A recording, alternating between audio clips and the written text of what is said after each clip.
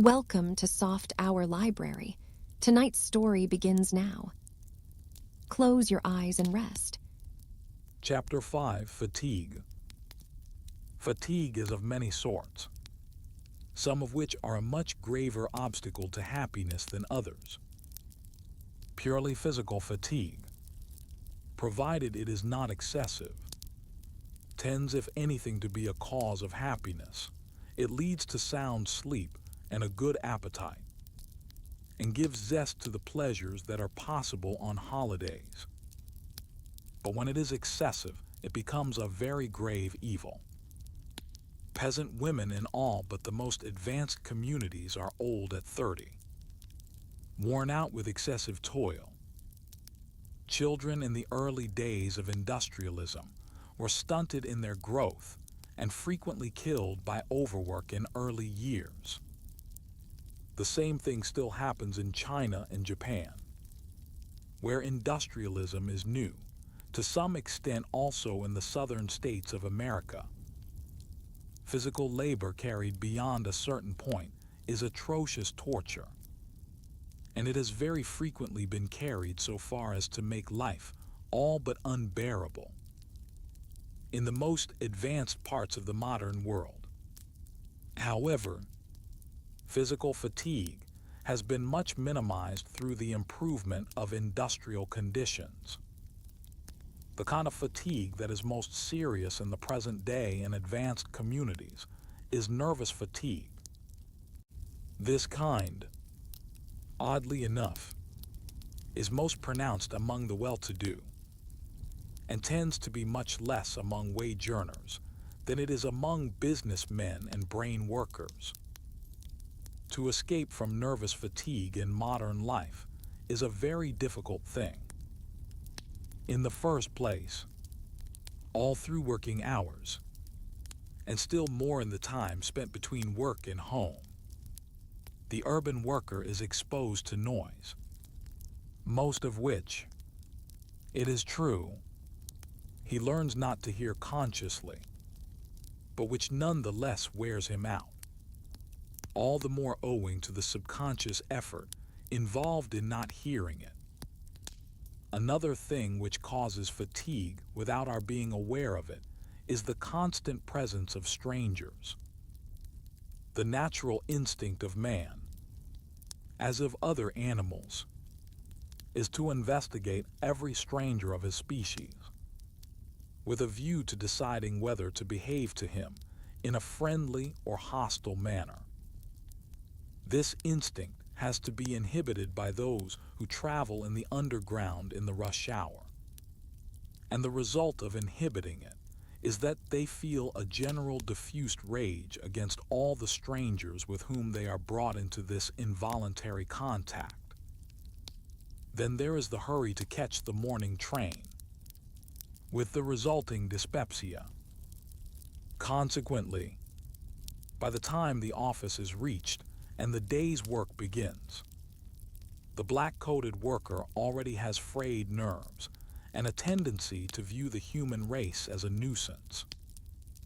His employer, arriving in the same mood, does nothing to dissipate it in the employee. Fear of the sack compels respectful behavior, but this unnatural conduct only adds to the nervous strain. If once a week employees were allowed to pull the employer's nose and otherwise indicate what they thought of him, the nervous tension for them would be relieved. But for the employer, who also has his troubles, this would not mend matters. What the fear of dismissal is to the employee, the fear of bankruptcy is to the employer. Some, it is true, are big enough to be above this fear, but to reach a great position of this kind, they have generally had to pass through years of strenuous struggle, during which they had to be actively aware of events in all parts of the world and constantly foiling the machinations of their competitors. The result of all this is that when sound success comes, a man is already a nervous wreck. so accustomed to anxiety that he cannot shake off the habit of it when the need for it is past. There are, it is true, rich men's sons, but they generally succeed in manufacturing for themselves anxieties as similar as possible to those that they would have suffered if they had not been born rich. By betting and gambling, they incur the displeasure of their fathers by cutting short their sleep for the sake of their amusements. They debilitate their physique, and by the time they settle down, they have become as incapable of happiness as their fathers were before them. Voluntarily or involuntarily, of choice or of necessity, most moderns lead a nerve-wracking life and are continually too tired to be capable of enjoyment without the help of alcohol. Leaving on one side those rich men who are merely fools, let us consider the commoner case of those whose fatigue is associated with strenuous work for a living. To a great extent, fatigue in such cases is due to worry, and worry could be prevented by a better philosophy of life and a little more mental discipline. Most men and women are very deficient in control over their thoughts. I mean by this that they cannot cease to think about worrying topics at times when no action can be taken in regard to them.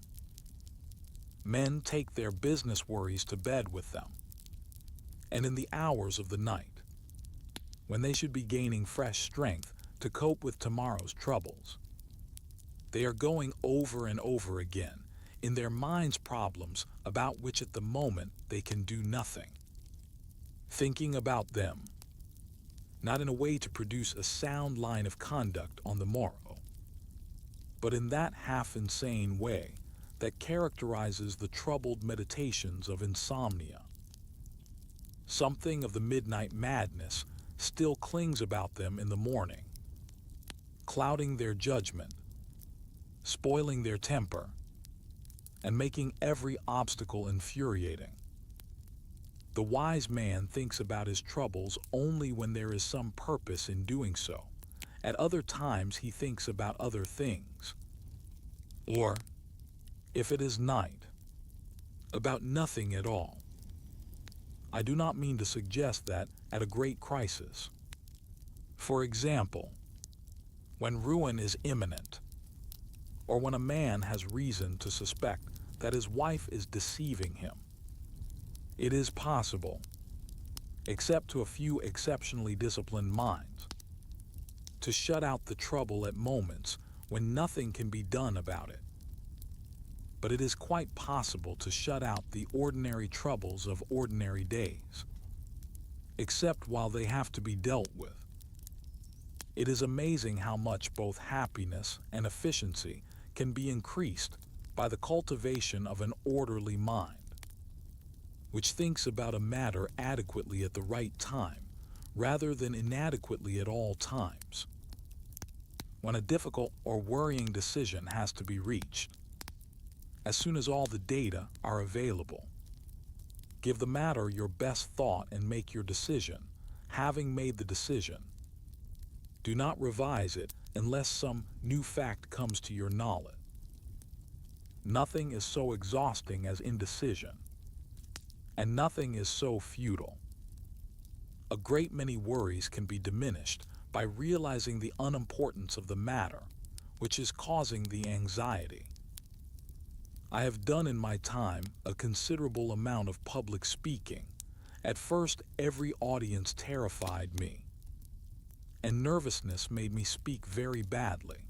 I dreaded the ordeal so much that I always hoped I might break my leg before I had to make a speech. And when it was over, I was exhausted from the nervous strain. Gradually, I taught myself to feel that it did not matter whether I spoke well or ill. The universe would remain much the same in either case. I found that the less I cared whether I spoke well or badly, the less badly I spoke, and gradually the nervous strain diminished almost to vanishing point. A great deal of nervous fatigue can be dealt with in this way. Our doings are not so important as we naturally suppose. Our successes and failures do not after all matter very much. Even great sorrows can be survived. Troubles which seem as if they must put an end to happiness for life fade with the lapse of time, until it becomes almost impossible to remember their poignancy. But over and above these self-centered considerations is the fact that one's ego is no very large part of the world.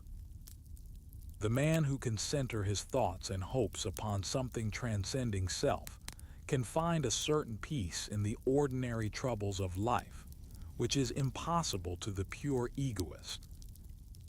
What might be called hygiene of the nerves has been much too little studied. Industrial psychology, it is true, has made elaborate investigations into fatigue, and has proved by careful statistics that if you go on doing something for a sufficiently long time, you will ultimately get rather tired, a result which might have been guessed without so much parade of science. The study of fatigue by psychologists is mainly concerned with muscular fatigue, although there are also a certain number of studies of fatigue in school children.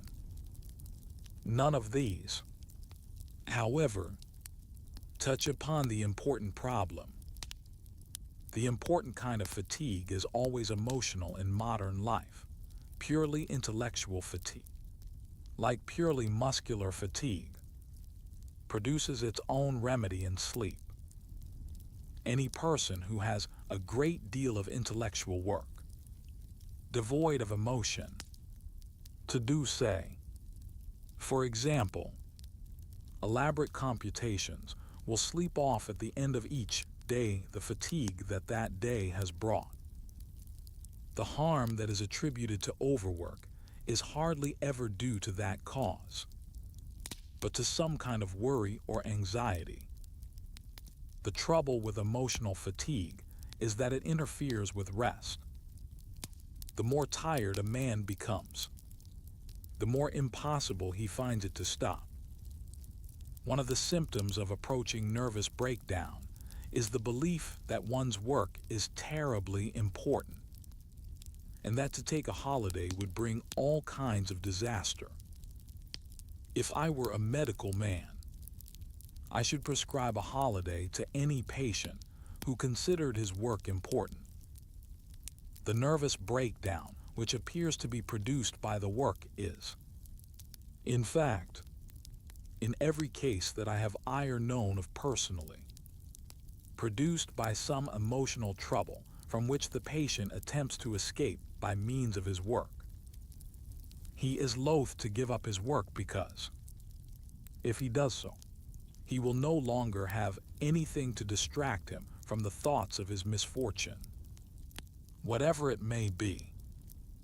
Of course, the trouble may be fear of bankruptcy, and in that case, his work is directly connected with his worry. But even then, worry is likely to lead him to work so long that his judgment becomes clouded, and bankruptcy comes sooner than if he worked less. In every case, it is the emotional trouble, not the work, that causes the breakdown. The psychology of worry is by no means simple.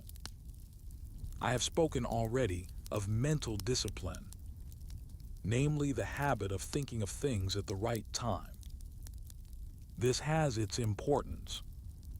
First, because it makes it possible to get through the day's work with less expenditure of thought. Secondly, because it affords a cure for insomnia. And thirdly, because it promotes efficiency and wisdom in decisions. But methods of this kind do not touch the subconscious or the unconscious. And when a trouble is grave, no method is of much avail unless it penetrates below the level of consciousness. There has been a great deal of study, by psychologists of the operation of the unconscious upon the conscious, but much less of the operation of the conscious upon the unconscious. Yet the latter is of vast importance in the subject of mental hygiene, and must be understood if rational convictions are ever to operate in the realm of the unconscious. This applies in particular in the matter of worry. It is easy, though, to tell oneself that such a misfortune would not be so very terrible if it happened. But so long as this remains merely a conscious conviction, it will not operate in the watches of the night, or prevent the occurrence of nightmares. My own belief is that a conscious thought can be planted into the unconscious if a sufficient amount of vigor and intensity is put into it. Most of the unconscious consists of what were once highly emotional conscious thoughts, which have now become buried. It is possible to do this process of burying deliberately, and in this way, the unconscious can be led to do a lot of useful work. I have found, for example, that if I have to write upon some rather difficult topic, the best plan is to think about it with very great intensity, the greatest intensity of which I am capable, for a few hours or days, and at the end of that time give orders, so to speak, that the work is to proceed underground. After some months, I return consciously to the topic and find that the work has been done. Before I had discovered this technique, I used to spend the intervening months worrying because I was making no progress.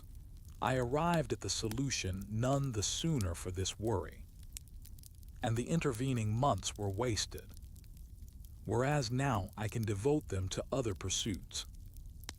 A process in many ways analogous can be adopted with regard to anxieties. When some misfortune threatens, consider seriously and deliberately what is the very worst that could possibly happen. Having looked this possible misfortune in the face, give yourself sound reasons for thinking that after all it would be no such very terrible disaster. Such reasons always exist, since at the worst nothing that happens to oneself has any cosmic importance. When you have looked for some time steadily at the worst possibility and have said to yourself with real conviction, well, after all, that would not matter so very much, you will find that your worry diminishes to a quite extraordinary extent. It may be necessary to repeat the process a few times, but in the end, if you have shirked nothing in facing the worst possible issue, you will find that your worry disappears altogether and is replaced by a kind of exhilaration. This is part of a more general technique for the avoidance of fear. Worry is a form of fear, and all forms of fear produce fatigue. A man who has learnt not to feel fear will find the fatigue of daily life enormously diminished. Now fear, in its most harmful form, arises where there is some danger which we are unwilling to face.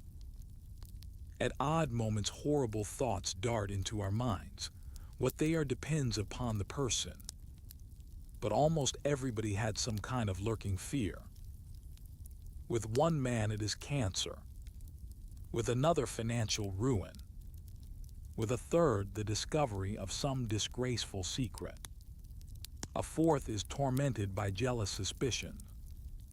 A fifth is haunted at night by the thought that perhaps the tales of hellfire told him when he was young may be true. Probably all these people employ the wrong technique for dealing with their fear whenever it comes into their mind. They try to think of something else. They distract their thoughts with amusement or work, or what not. Now every kind of fears grows worse by not being looked at. The effort of turning away one's thoughts is a tribute to the horribleness of the specter from which one is averting one's gaze. The proper course with every kind of fear is to think about it rationally and calmly, but with great concentration, until it has become completely familiar. In the end, familiarity will blunt its terrors, the whole subject will become boring, and our thoughts will turn away from it, not, as formerly, by an effort of will, but through mere lack of interest in the topic. When you find yourself inclined to brood on anything, no matter what, the best plan always is to think about it even more than you naturally would, until at last its morbid fascination is worn off. One of the matters in which modern morality is most effective is this question of fear. It is true that physical courage, especially in war, is expected of men, but other forms of courage are not expected of them, and no form of courage is expected of women. A woman who is courageous has to conceal the fact if she wishes men to like her. The man who is courageous in any matter, except physical danger, is also thought ill of. Indifference to public opinion, for example, is regarded as a challenge, and the public does what it can to punish the man who dares to flout its authority. All this is quite opposite to what it should be. Every form of courage, whether in men or women, should be admired as much as physical courage is admired in a soldier. The commonness of physical courage among young men is a proof that courage can be produced in response to a public opinion that demands it. Given more courage, there would be less worry, and therefore less fatigue, for a very large proportion of the nervous fatigues from which men and women suffer at present are due to fear, conscious or unconscious. A very frequent source of fatigue is love of excitement. If a man could spend his leisure in sleep, he would keep fit, but his working hours are dreary, and he feels the need of pleasure during his hours of freedom. The trouble is that the pleasures which are easiest to obtain and most superficially attractive are mostly of a sort to wear out the nerves. Desire for excitement, when it goes beyond a point, is a sign either of a twisted disposition or of some instinctive dissatisfaction. In the early days of a happy marriage, most men feel no need of excitement. But in the modern world, marriage often has to be postponed for such a long time that, when at last it becomes financially possible, excitement has become a habit which can only be kept at bay for a short time. If public opinion allowed men to marry at 21, without incurring the financial burdens at present involved in matrimony, many men would never get into the way of demanding pleasures as fatiguing as their work. To suggest that this should be made possible is, however, immoral, as may be seen from the fate of Judge Lindsay, who has suffered obloquy, in spite of a long and honorable career, for the sole crime of wishing to save young people from the misfortune that they incur as a result of their elders' bigotry. I shall not, however, pursue this topic any further at present, since it comes under the heading of envy, with which we shall be concerned in a later chapter. For the private individual, who cannot alter the laws and institutions under which he lives, it is difficult to cope with the situation that oppressive moralists created and perpetuate. It is, however, Worthwhile to realize that exciting pleasures are not a road to happiness. Although so long as more satisfying joys remain unattainable, a man may find it hardly possible to endure life except by the help of excitement. In such a situation, the only thing that a prudent man can do is to ration himself, and not to allow himself such an amount of fatiguing pleasure as will undermine his health or interfere with his work. The radical cure for the troubles of the young lies in a change of public morals. In the meantime, a young man does well to reflect that he will ultimately be in a position to marry, and that he will be unwise if he lives in such a way as to make a happy marriage impossible, which may easily happen through frayed nerves and an acquired incapacity for the gentler pleasures. One of the worst features of nervous fatigue is that it acts as a sort of screen between a man and the outside world. Impressions reach him, as it were, muffled and muted. He no longer notices people except to be irritated by small tricks or mannerisms. He derives no pleasure from his meals or from the sunshine, but tends to become tensely concentrated upon a few objects and indifferent to all the rest. This state of affairs makes it impossible to rest, so that fatigue continually increases until it reaches a point where medical treatment is required. All this is at bottom a penalty for having lost that contact with earth of which we spoke in the preceding chapter. But how such contact is to be preserved in our great modern urban agglomerations of population, it is by no means easy to see. However, here again we find ourselves upon the fringe of large social questions with which in this volume it is not my intention to deal. Chapter 6, Envy. Next to worry, probably, one of the most potent causes of unhappiness is envy. Envy is, I should say, one of the most universal and deep-seated of human passions. It is very noticeable in children before they are a year old, and has to be treated with the most tender respect by every educator. The very slightest appearance of favoring one child at the expense of another is instantly observed and resented. Distributive justice, absolute, rigid, and unvarying, must be observed by anyone who has children to deal with. But children are only slightly more open in their expressions of envy, and of jealousy, which is a special form of envy, than are grown-up people. The emotion is just as prevalent among adults as among children. Take, for example, maidservants. I remember when one of our maids, who was a married woman, became pregnant, and we said that she was not to be expected to lift heavy weights.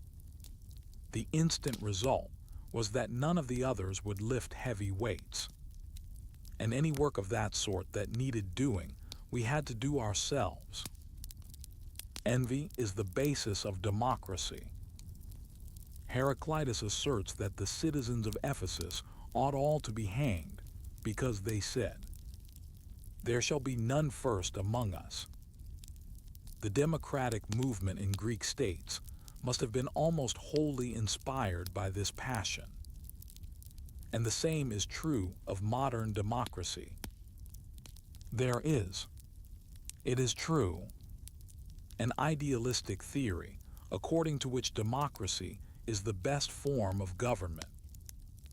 I think myself that this theory is true. But there is no department of practical politics where idealistic theories are strong enough to cause great changes. When great changes occur, the theories which justify them are always a camouflage for passion. And the passion that has given driving force to democratic theories is undoubtedly the passion of envy. Read the memoirs of Madame Roland, who is frequently represented as a noble woman, inspired by devotion to the people. You will find that what made her such a vehement democrat was the experience of being shown into the servants' hall when she had occasion to visit an aristocratic chateau. Among average, respectable women, envy plays an extraordinarily large part. If you are sitting in the underground and a well-dressed woman happens to walk along the car, watch the eyes of the other women. You will see that every one of them, with the possible exception of those who are better dressed, will watch the woman with malevolent glances and will be struggling to draw inferences derogatory to her. The love of scandal is an expression of this general malevolence. Any story against another woman is instantly believed, even on the flimsiest evidence. A lofty morality serves the same purpose. Those who have a chance to sin against it are envied, and it is considered virtuous to punish them for their sins. This particular form of virtue is certainly its own reward. Exactly the same thing, however, is to be observed among men, except that women regard all other women as their competitors, whereas men, as a rule, only have this feeling towards other men in the same profession. Have you, reader, ever been so imprudent as to praise an artist to another artist? Have you ever praised a politician to another politician of the same party? Have you ever praised an Egyptologist to another Egyptologist? If you have, it is 100 to 1 that you will have produced an explosion of jealousy. In the correspondence of Leibniz and Huygens, there are a number of letters lamenting the supposed fact that Newton had become insane. Is it not sad? They write to each other that the incomparable genius of Mr. Newton should have become overclouded by the loss of reason, and these two eminent men, in one letter after another, wept crocodile tears with obvious relish. As a matter of fact, the event which they were hypocritically lamenting had not taken place, though a few examples of eccentric behavior had given rise to the rumor. Of all the characteristics of ordinary human nature, envy is the most unfortunate.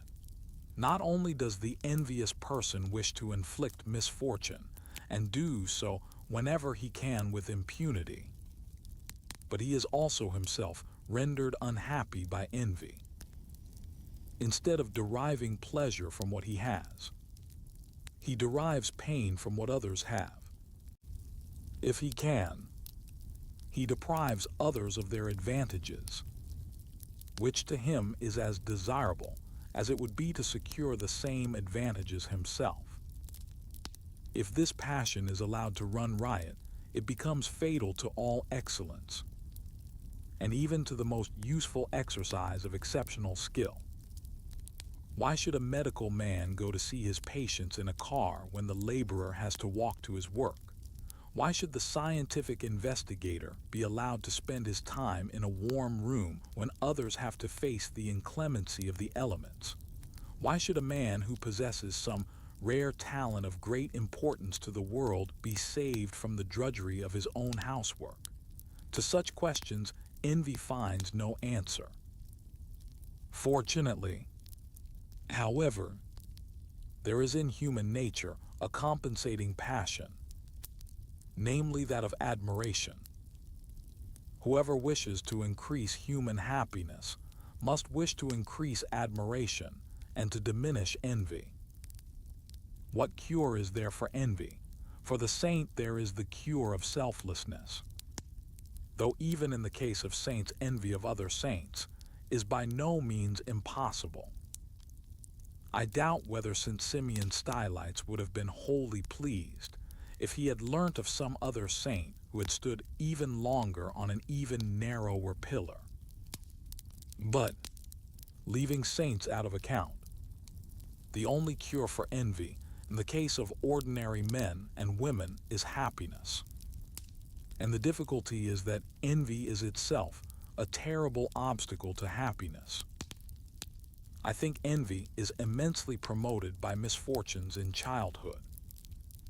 The child who finds a brother or sister preferred before himself acquires the habit of envy. And when he goes out into the world, looks for injustices of which he is the victim, perceives them at once if they occur, and imagines them if they do not. Such a man is inevitably unhappy and becomes a nuisance to his friends, who cannot be always remembering to avoid imaginary slights, having begun by believing that no one likes him. He at last by his behavior makes his belief true. Another misfortune in childhood which has the same result is to have parents without much parental feeling, without having an unduly favored brother or sister. A child may perceive that the children in other families are more loved by their mother and father than he is. This will cause him to hate the other children and his own parents. And when he grows up, he will feel himself an Ishmael.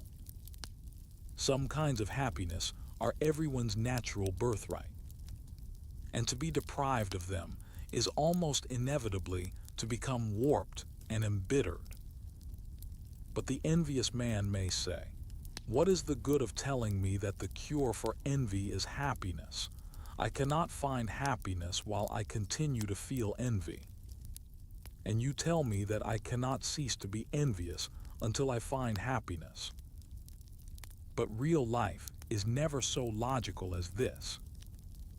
Merely to realize the causes of one's own envious feelings is to take a long step towards curing them. The habit of thinking in terms of comparisons is a fatal one. When anything pleasant occurs, it should be enjoyed to the fun, without stopping to think that it is not so pleasant as something else that may possibly be happening to someone else. "Yes," says the envious man, "this is a sunny day, and it is springtime, and the birds are singing, and the flowers are in bloom. But I understand that the springtime in Sicily is 1,000 times more beautiful, that the birds sing more exquisitely in the groves of Helicon, and that the rose of Sharon is more lovely than any in my garden." And as he thinks these thoughts, the sun is dimmed, and the bird's song becomes a meaningless twitter, and the flowers seem not worth a moment's regard. All the other joys of life he treats in the same way. "Yes," he will say to himself, "the lady of my heart is lovely. I love her and she loves me. But how much more exquisite must have been the Queen of Sheba? Ah, if I had but had Solomon's opportunities." All such comparisons are pointless and foolish, whether the Queen of Sheba or our next-door neighbor be the cause of discontent. Either is equally futile. With the wise man, what he has does not cease to be enjoyable because someone else has something else. Envy, in fact, is one form of a vice, partly moral, partly intellectual, which consists in seeing things never in themselves, but only in their relations. I am earning, let us say, a salary sufficient for my needs. I should be content, but I hear that someone else whom I believe to be in no way my superior is earning a salary twice as great as mine.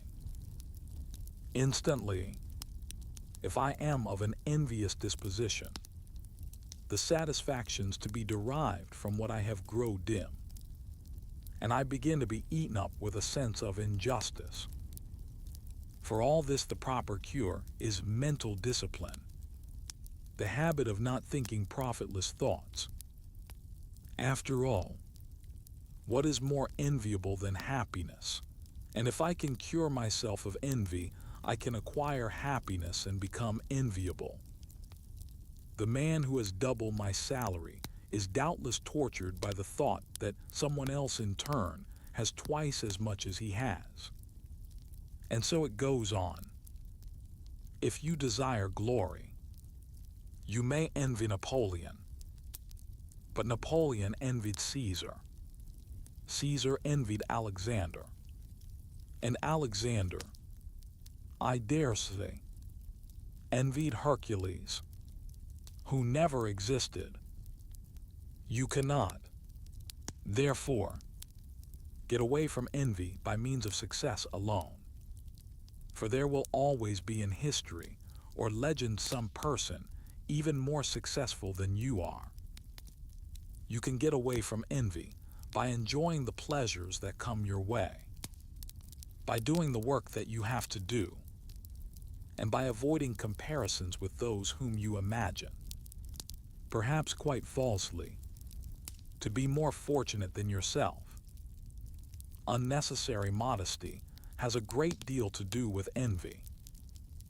Modesty is considered a virtue, but for my part, I am very doubtful whether, in its more extreme forms, it deserves to be so regarded. Modest people need a great deal of reassuring, and often do not dare to attempt tasks which they are quite capable of performing. Modest people believe themselves to be outshone by those with whom they habitually associate. They are therefore particularly prone to envy, and, through envy, to unhappiness and ill will. For my part, I think there is much to be said for bringing up a boy to think himself a fine fellow.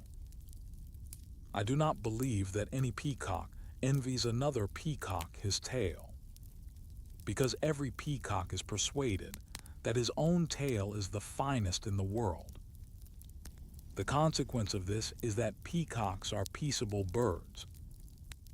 Imagine how unhappy the life of a peacock would be if he had been taught that it is wicked to have a good opinion of oneself. Whenever he saw another peacock spreading out his tail, he would say to himself, "I must not imagine that my tail is better than that, for that would be conceited. But oh, how I wish it were. That odious bird is so convinced of his own magnificence. Shall I pull out some of his feathers, and then perhaps I need no longer fear comparison with him."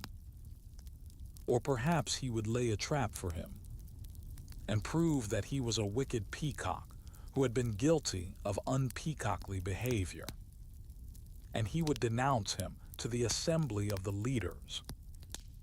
Gradually, he would establish the principle that peacocks with specially fine tails are almost always wicked, and that the wise ruler in the peacock kingdom would seek out the humble bird with only a few draggled tail feathers. Having got this principle accepted, he would get all the finest birds put to death, and in the end, a really splendid tale will become only a dim memory of the past. Such is the victory of envy masquerading as morality. But where every peacock thinks himself more splendid than any of the others, there is no need for all this repression. Each peacock expects to win the first prize in the competition, and each, because he values his own peahen, believes that he has done so. Envy is, of course, closely connected with competition. We do not envy a good fortune, which we conceive as quite hopelessly out of our reach. In an age when the social hierarchy is fixed, The lowest classes do not envy the upper classes so long as the division between rich and poor is thought to be ordained by God. Beggars do not envy millionaires, though of course they will envy other beggars who are more successful. The instability of social status in the modern world and the equalitarian doctrine of democracy and socialism have greatly extended the range of envy. For the moment, this is an evil, but it is an evil which must be endured in order to arrive at a more just social system. As soon as inequalities are thought about rationally, they are seen to be unjust unless they rest upon some superiority of merit. And as soon as they are seen to be unjust, there is no remedy for the resulting envy except the removal of the injustice. Our age is therefore one in which envy plays a peculiarly large part. The poor envy the rich. The poorer nations envy the richer nations. Women envy men.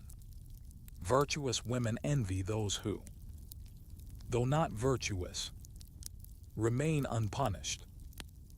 While it is true that envy is the chief motive force leading to justice, as between different classes, different nations, and different sexes, it is at the same time true that the kind of justice to be expected as a result of envy is likely to be the worst possible kind, namely that which consists rather in diminishing the pleasures of the fortunate than in increasing those of the unfortunate. Passions which work havoc in private life work havoc in public life also. It is not to be supposed that out of something as evil as envy good results will flow. Those, therefore, who from idealistic reasons desire profound changes in our social system and a great increase of social justice, must hope that other forces than envy will be instrumental in bringing the changes about. All bad things are interconnected, and any one of them is liable to be the cause of any other. More particularly, fatigue is a very frequent cause of envy. When a man feels inadequate to the work he has to do, he feels a general discontent, which is exceedingly liable to take the form of envy towards those whose work is less exacting. One of the ways of diminishing envy, therefore, is to diminish fatigue. But by far the most important thing is to secure a life which is satisfying to instinct. Much envy that seems purely professional really has a sexual source. A man who is happy in his marriage and his children is not likely to feel much envy of other men because of their greater wealth or success, so long as he has enough to bring up his children in what he feels to be the right way. The essentials of human happiness are simple, so simple that sophisticated people cannot bring themselves to admit what it is they really lack. The women we spoke of earlier who look with envy on every well-dressed woman are, one may be sure, not happy in their instinctive life. Instinctive happiness is rare in the English-speaking world, especially among women. Civilization in this respect appears to have gone astray. If there is to be less envy, means must be found for remedying this state of affairs. And if no such means are found, our civilization is in danger of going down to destruction in an orgy of hatred. In old days, people only envied their neighbors because they knew little about anyone else. Now, through education and the press, they know much in an abstract way about large classes of mankind, of whom no single individual is among their acquaintance. Through the movies, they think they know how the rich live. Through the newspapers, they know much of the wickedness of foreign nations. Through propaganda, they know of the nefarious practices of all whose skin has a pigmentation different from their own. Yellows hate whites, whites hate blacks, and so on. All this hatred, you may say, is stirred up by propaganda, but this is a somewhat shallow explanation. Why is propaganda so much more successful when it stirs up hatred than when it tries to stir up friendly feeling? The reason is clearly that the human heart, as modern civilization has made, it is more prone to hatred than to friendship. And it is prone to hatred because it is dissatisfied, because it feels deeply, perhaps even unconsciously, that it has somehow missed the meaning of life, that perhaps others, but not we ourselves, have secured the good things which nature offers man's enjoyment. The positive sum of pleasures in a modern man's life is undoubtedly greater than was to be found in more primitive communities. But the consciousness of what might be has increased even more. Whenever you happen to take your children to the zoo, you may observe in the eyes of the apes, when they are not performing gymnastic feats or cracking nuts, a strange sadness. One can almost imagine that they feel they ought to become men, but cannot discover the secret of how to do it. On the road of evolution, they have lost their way. Their cousins marched on and they were left behind. Something of the same strain and anguish seems to have entered the soul of civilized man.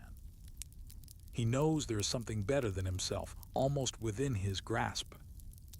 Yet he does not know where to seek it or how to find it. In despair, he rages against his fellow man, who is equally lost and equally unhappy. We have reached a stage in evolution which is not the final stage.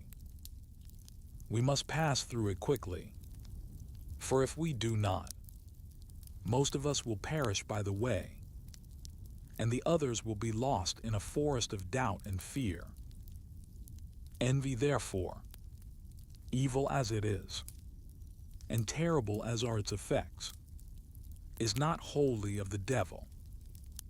It is in part the expression of an heroic pain, the pain of those who walk through the night blindly, perhaps to a better resting place, perhaps only to death and destruction. To find the right road out of this despair, civilized man must enlarge his heart as he has enlarged his mind. He must learn to transcend self, and in so doing to acquire the freedom of the universe.